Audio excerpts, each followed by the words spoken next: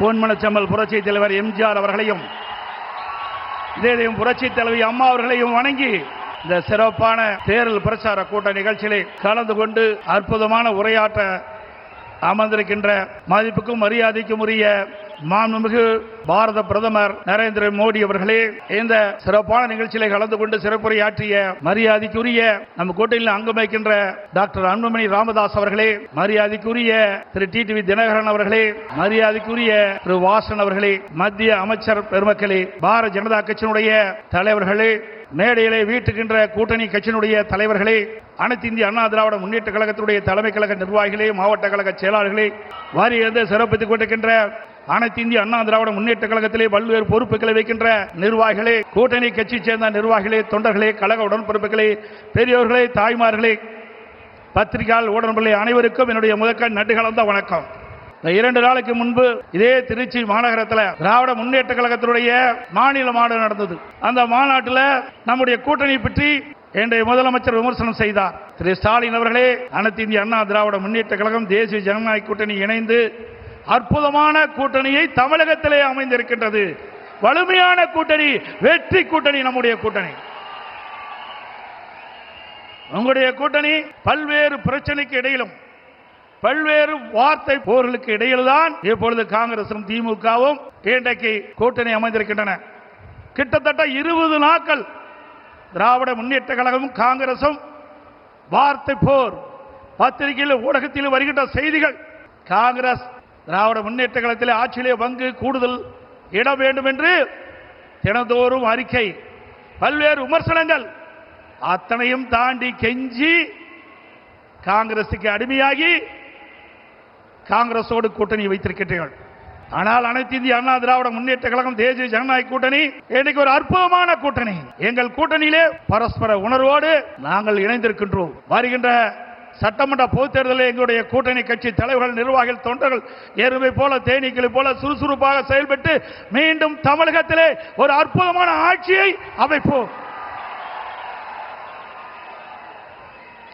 திரு ஸ்டாலின் அவர்களே, நீங்கள் எத்தனை முறை எங்கே கூட்டம் போட்டாலும் நாட்டு மக்கள் உங்களை நம்ப போவதில்லை. கடந்த 2021ஆம் ஆண்டு திராவிட முன்னேற்ற கழகத்தின் சார்பாக சுமார் 525 அறிவிப்புகள் வெளியிட்டீர்கள். 525 அறிவிப்புகளில் 1/4 அறிவிப்பு கூட இதுவரை நிறைவேற்றப்படவில்லை. அத்தனையும் பொய்.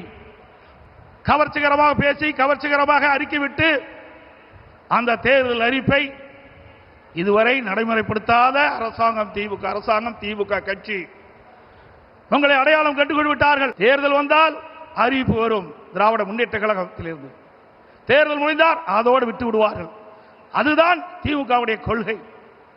ஆனால் அனைத்து இந்திய அண்ணா திராவிட முன்னேற்ற கழகத்தை பொறுத்த வரைக்கும் பொன்மனச்செம்மல் புரட்சி தலைவர் காலத்திலும் சரி, இதயம் புரட்சி தலைவர் அம்மாவுடைய காலத்திலும் சரி, கொடுக்கப்பட்ட வாக்குறுதியை நிறைவேற்றுகின்ற கட்சி அனைத்து இந்திய அண்ணா திராவிட முன்னேற்ற கழகம் எங்களுடைய கூட்டணி.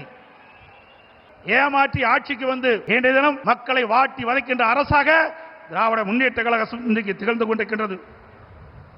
எனக்கு முன்னாலே பேசிகள் சொன்னதை போல தமிழ்நாட்டுக்கும் என்டிஏவுக்கும் தான் போட்டி என்று சொல்கிறார். பாவம், மறந்து போய்விட்டார். அடிக்கடி மறதி திரு ஸ்டாலினுக்கு. திரு ஸ்டாலின் அவர்களே, நடக்க போவது தமிழ்நாடு சட்டமன்ற பொது தேர்தல். தமிழகத்தில் யார் ஆட்சிக்கு வர வேண்டும், யார் ஆட்சிக்கு வரக்கூடாது என்று மக்கள் முடிவு செய்கிற தேர்தல் இந்த தேர்தல். ஆகவே மக்கள் முடிவு செய்து விட்டார்கள். அதனால்தான் எங்களை பற்றி விமர்சனம் செய்ய உங்களால் முடியவில்லை. அனைத்து இந்திய அண்ணா திராவிட முன்னேற்ற கழகம் 10 ஆண்டு காலம் 2011-2024 அற்புதமான ஆட்சி கொடுத்தது. அந்த ஆட்சி காலம் ஒரு பொற்கால ஆட்சி என்று மக்களால் பாராட்டப்பட்டோம். இன்றைக்கு விவசாயிகளாட்டும், தொழிலாளர்களாட்டும், இன்றைக்கு அரசு ஊழியர்களாட்டும் அத்தனை பேர்களுக்கும் அனைத்து கிடைக்கப்பட்ட ஒரே அரசாங்கமாக அனைத்து இந்திய அண்ணா திராவிட முன்னேற்ற கழக அரசாங்கம் திகழ்ந்து என்பதை நேரத்தில் தெரிவிக்க விரும்புகின்றேன்.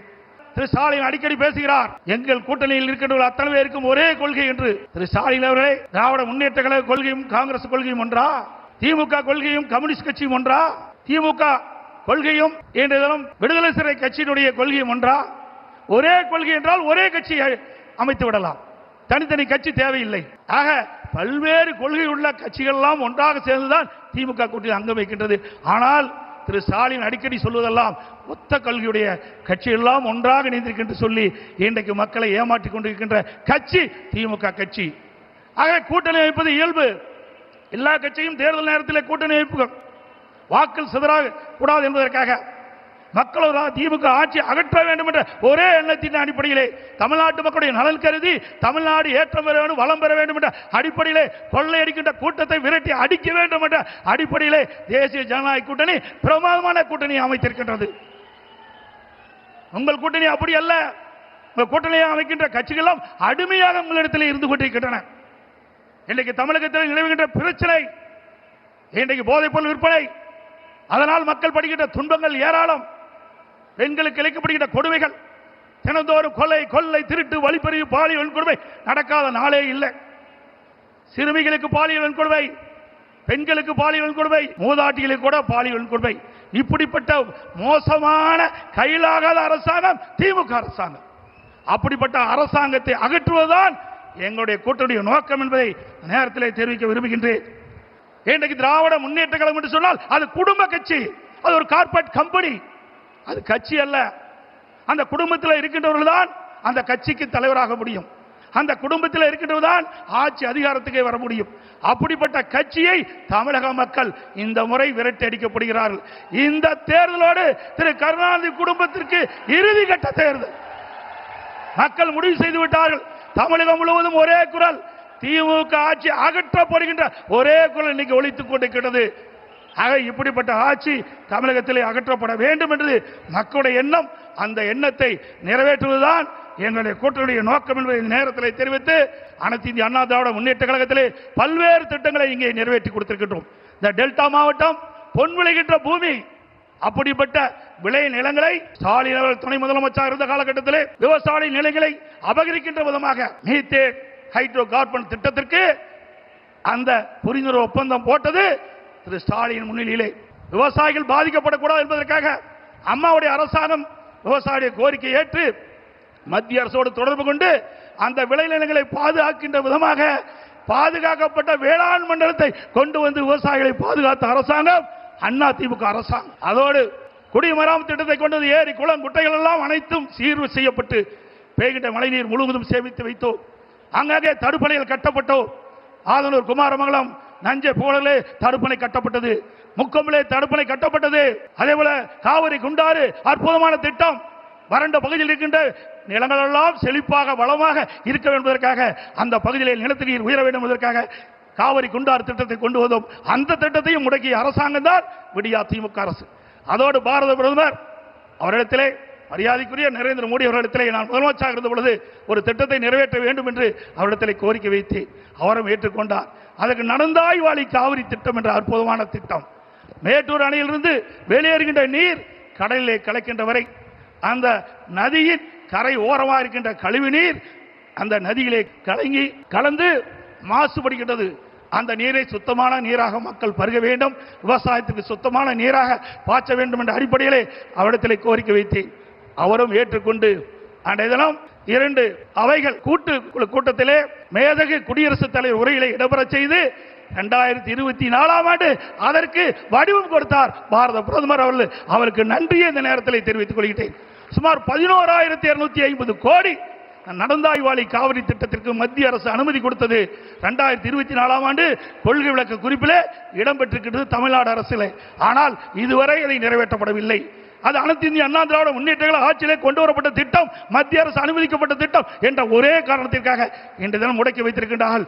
மீண்டும் உங்களுடைய பேர் ஆதரவால் நம்முடைய கூட்டணி அதிக இடங்களிலே வெற்றி பெற்று அனைத்து இந்திய அண்ணா திராவிட ஆட்சி அமைக்கும். அப்பொழுது நடந்தாய்வாளி காவிரி திட்டம் நிறைவேற்றப்படும் என்று சொல்லி வாய்ப்புக்கு நன்றி கூறி, அதே நேரத்தில் நடைபெறுகின்ற சட்டமன்ற பொதுத் தேர்தலிலே தேசிய ஜனநாயக கூட்டணியின் சார்பாக போட்டியிடுகின்ற அத்தனை வேட்பாளருக்கும் பெருவாரியான வாக்குகளை அளித்து அவளை வெற்றி பெற செய்து மீண்டும் அண்ணா திமுக ஆட்சி அமைக்க நீங்கள் அத்தனை பேரும் துணை இருக்க வேண்டும் என்று கேட்டு விடைபெறுகின்றேன். நன்றி, வணக்கம்.